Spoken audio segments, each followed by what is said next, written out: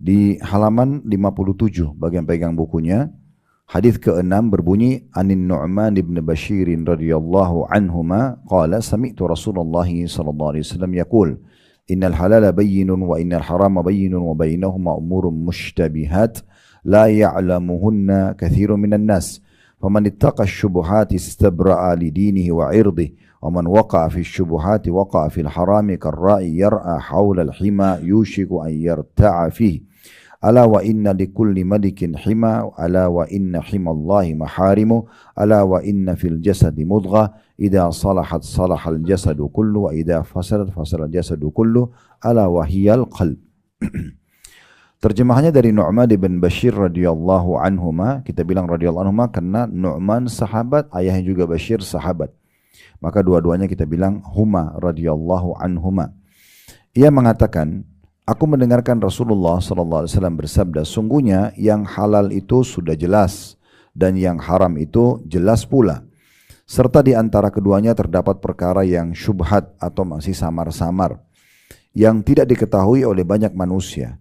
Barang siapa yang meninggalkan perkara syubhat, maka ia telah melindungi agamanya dan kehormatannya. Dan barang siapa yang terjatuh ke dalam perkara syubhat, maka ia akan terjerumus dalam perkara yang haram. Seperti pengembala yang mengembala di sekitar tanah larangan, maka ditakutkan hewan ternaknya akan memasukinya. Ketahuilah bahwa setiap raja memiliki tanah larangan, wilayah kekuasaan. Ketahuilah sesungguhnya larangan Allah adalah perkara-perkara yang diharamkannya. Ketahuilah sesungguhnya di dalam tubuh terdapat segumpal daging. Jika dia baik, seluruh tubuh akan menjadi baik, dan jika dia rusak, maka seluruh tubuh akan menjadi rusak pula. Ketahuilah bahwa segumpal daging itu adalah hati. Ada putnot nomor 1 di bawah diriwayatkan oleh Bukhari dan juga Muslim. Hadits ini, Bapak Ibu sekalian rahimani wa rahimakumullah, adalah salah satu hadits yang merupakan pondasi dasar Islam yang menjelaskan kepada kita tentang kesempurnaan agama ini, sehingga kita tidak butuh lagi panduan yang lain. Potongan hadis Nabi SAW yang halal sudah jelas. Maksudnya kalian tidak butuh lagi ragu, karena sudah ada penjelasan apa saja yang kalian butuhkan dari kehalalan makanan, minuman, pendapatan, pergaulan, pakaian, dan seterusnya. Sehingga seorang muslim tidak perlu lagi khawatir. Dan halal berarti dibolehkan oleh Allah subhanahu wa ta'ala. Demikian pula yang haram, ini kita masih masuk global makna hadis ya.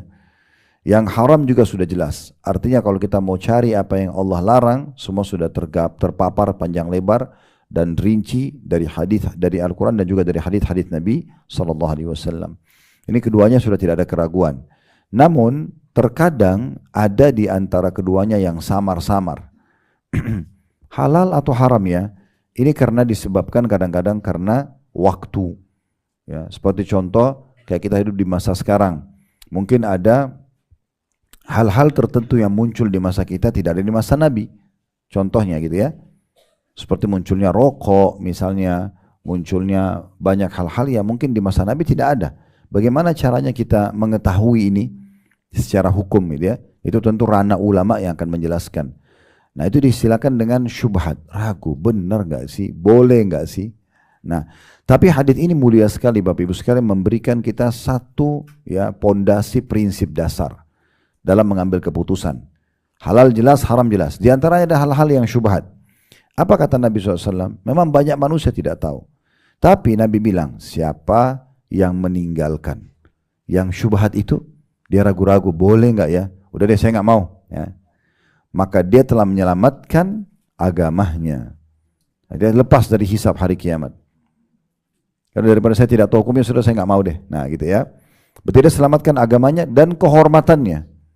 Makna kehormatan luas, tapi salah satu maknanya adalah nanti kalau dia tidak kerjakan dan terbukti memang itu tidak benar, maka dia akan aman. Tidak tercoreng namanya. Tapi kalau dia kerjakan, sekarang kan belum tahu nih halal haram, udah deh saya lakukan aja, urusan nanti kalau ketahuan haram baru saya tinggalkan. Tapi itu tercoreng kehormatan dia, karena dia dicatat sebagai pelaku ya, walaupun itu adalah syubhat. Makanya orang yang meninggalkan yang keraguan-raguan selamat dua hal, agamanya tidak akan dihisap lagi oleh Allah SWT, tidak ada lagi kesalahan di timbangan amal nanti hari kiamat karena dia keliru dalam melakukan perbuatan dan juga nama baiknya. Lalu apa kata Nabi SAW selanjutnya? Ini prinsip dasar. Dan siapa yang menjurumuskan dirinya pada yang syubhat, udah ada yang nggak apa-apa, mumpung belum tahu hukumnya gitu ya. Misal, maka dia telah menjurumuskan dirinya pada yang haram. Apa maksudnya? Berarti sudah tidak ada pilihan lain, halal atau haram. Karena yang ragu pun masuk dalam haram. Ini pondasi prinsip dasar gitu ya. Berarti memang kalau kita lihat dari makna hadits ini secara global, harusnya yang syubhat ditinggalkan. Dan untuk sementara kalau kita masih ragu halal atau haram, kita vonis dia sebagai haram dulu. Jangan kita ikutin dulu ya. Sampai betul-betul terbukti memang dia halal, oke, baru kita masukkan ya. Ini betul-betul menjawab banyak hal di masa kita sekarang.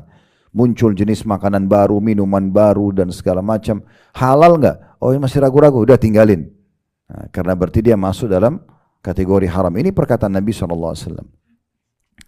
Dan Nabi SAW memberikan ya perumpamaannya seperti pengembala yang mengembala di sekitar tanah larangan. Maka ditakutkan hewan ternaknya akan memasukinya. Misalnya kita jadi pengembala domba, pengembala kambing, Bapak Ibu sekalian, kita lewat, terus kita ragu, ini ada pemiliknya nggak sih tanah itu? Nah, orang yang kayaknya ragu nih, dibawa dombanya cari ke yang tidak ada keraguan.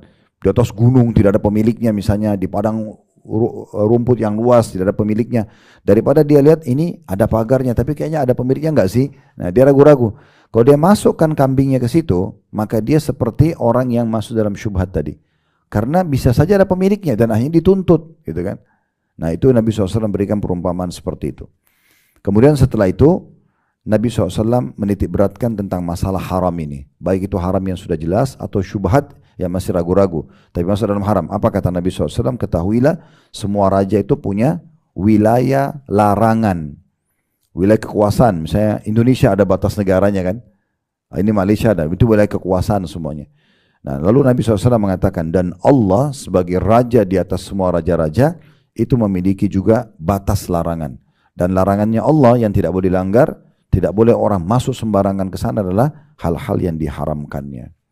Nah, jadi ini Nabi SAW tidak fokus membahas yang halal dalam hadis ini, tapi membahas hal yang haram.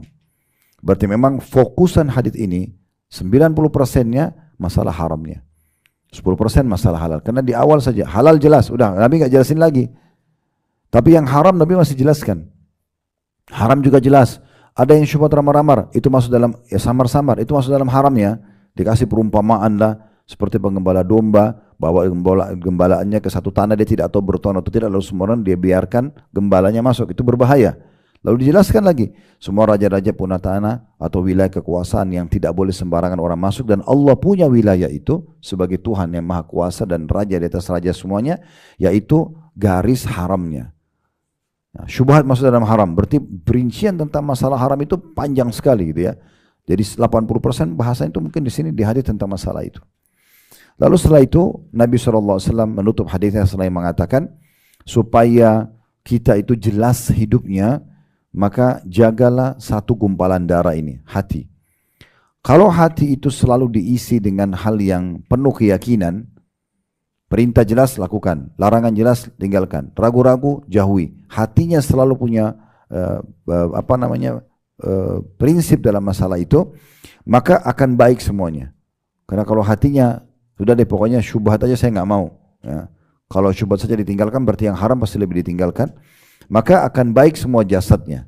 Tapi kalau kapan dia selalu buka hatinya, ragu-ragu pun tetap dilakukan ya, nanti aja deh urusan belakang, maka ini berarti akan rusak jasadnya juga ya. Dan ini berarti menandakan juga masih sama fokus ke masalah haram tadi. Untuk meninggalkan yang haram, kokohkan hati kita. Meninggalkan kokohkan hati kita, kalau ini tidak boleh maka saya tidak akan lakukan. Nah seperti itu kurang lebih gambaran globalnya hadits.